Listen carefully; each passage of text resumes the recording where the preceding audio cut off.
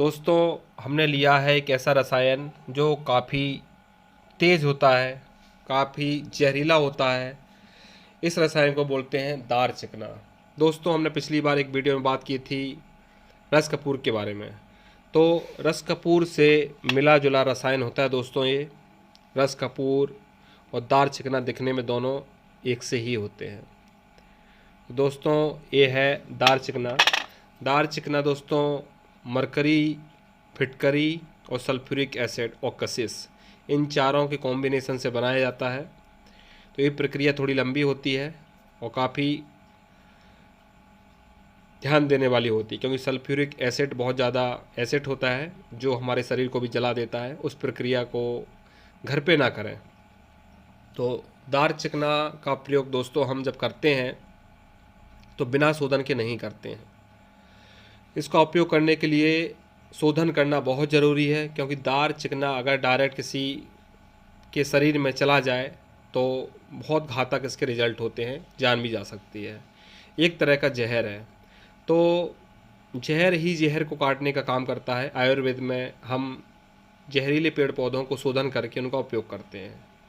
आँख, धतूरा सबसे ज़्यादा उपयोग करने होने वाले पेड़ पौधे हैं जो काफ़ी जहरीले होते हैं, लेकिन सबसे ज़्यादा अच्छे रिजल्ट जो मिलते हैं आँख धतूरा से ही मिलते हैं। तो उसी प्रकार यह रसायन है दोस्तों दार चिकना। दार चिकना तो अपने आप में एक जहर है जिसका प्रयोग डायरेक्ट नहीं किया जाता है, लेकिन आयुर्वेद में जहर का ही प्रयोग बीमारियों को दूर करने के लिए किया जाता है। किसी भी ऐसा रसायन जो जहरीला है उसका एक शोधन करने की प्रक्रिया होती है, उसको खाने लायक बनाया जाता है, उसका पावर कम किया जाता है और उसमें दूसरी औषधियों के गुण धर्म डाले जाते हैं। फिर उसका प्रयोग करके हम बीमारियों को दूर करने के लिए उपयोग करते हैं।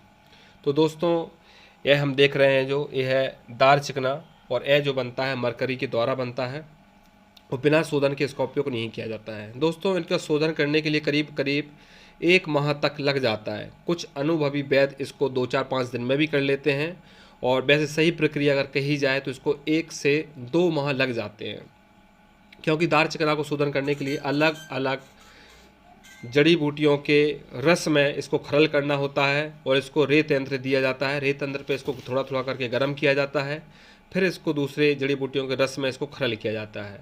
तो करीब करीब जो मैं खरल करता हूँ, मैं 1 किलो कचनार का पानी लेता हूँ, 1 किलो सीरस का पानी लेता हूँ, 1 किलो एलोवेरा का रस लेता हूँ और 1 किलो धनिया का पानी लेता हूँ। तो इन सब का प्रयोग करके इसका मैं शोधन करता हूँ, जिसमें 1 माह लग जाता है। थोड़ा थोड़ा करके इसको खरल किया जाता है, फिर रेत यंत्र पे सुखाया जाता है, फिर इसको खरल किया जाता है, फिर रेत यंत्र पे शोधन किया जाता है। दोस्तों, वैसे तो ये कुछ प्रक्रियाएं ऐसी हैं कि 2-4 दिन में भी उनको किया जा सकता है, लेकिन वो प्रक्रियाएं काफ़ी कठिन होती हैं और थोड़ा रिस्की होती हैं। तो मैं ऐसी प्रक्रिया बता रहा हूँ जो आसान हो और सभी वैद्य भाई हमारे कर सकें। तो दार चिकना का प्रयोग हम ऐसी चीज़ें जो दर्द देने वाली गांठें हैं, या कोई ब्लॉकेज है, या कोई नस में ब्लॉकेज हो गया हो, या हमारे हार्ट में ब्लॉकेज हो गया, उसको दूर करने की यह दवा बहुत ही कारगर है। तो दोस्तों, इस दवा का प्रयोग कुछ कम मात्रा में किया जाता है। इसका जो खाने की जो विधि होती है बहुत ज़्यादा परहेज़ के साथ होती है। इसमें मिर्च मसाले सारे बंद होते हैं। इसमें केवल दाल रोटी घी चलती है। इसमें कुछ भी खट्टा नहीं खाया जा सकता, कुछ भी मीठा नहीं खाया जा सकता। इसमें नॉन वेज तो बिल्कुल देखना भी नहीं है।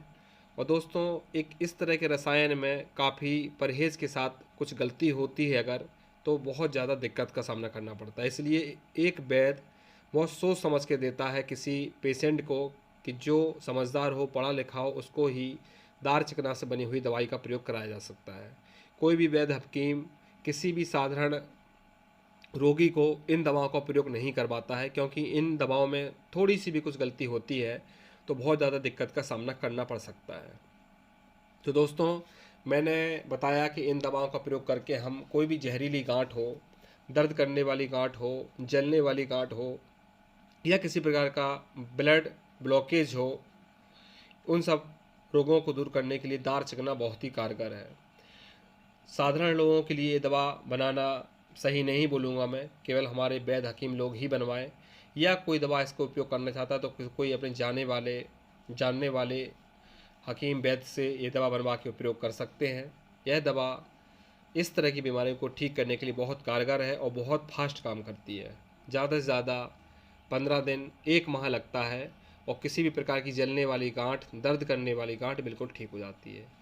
कुछ लोगों की एक और गलतफहमी है कि कुछ गांठें नस के ऊपर होती हैं तो वो दर्द करती हैं। तो उस तरह का गांठों का दर्द नहीं माना जाता है।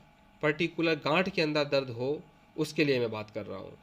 कई व्यक्ति लोग लाइपोमा ट्रीटमेंट करते हैं, कई लोग डिक्यूम ट्रीटमेंट करते हैं, कई लोग न्यूरोफाइब्रोमा ट्रीटमेंट करते हैं और उसमें बहुत ज़्यादा डाइट करते हैं जिसके कारण वो पतले हो जाते हैं और पतले होने के कारण उनकी नसें कांटों के द्वारा दबने लगती हैं तो भी उनको दर्द का सामना करना पड़ता है। तो कोई भी ट्रीटमेंट हो बहुत सोच समझ के करना होता है। तो दोस्तों आगे चल के मैं जब इसका पूर्ण रूप से शोधन करूँगा, यह मेरे पास बहुत पहले का रखा हुआ है शुद्ध दार चिकना, तो मैंने केवल इसको दिखाया है। अब मैं कभी जब दार चिकना शुद्ध करूँगा तो उसका एक वीडियो लाइव डालूँगा दोस्तों आपको। मैं केवल ये जानकारी के लिए इस वीडियो को बना रहा हूँ और कृपया करके साधारण लोग इस दवा को ना बनाएं, ये डेंजरस है और ये वीडियो केवल वैद्य हकीमों के लिए है। Thank you.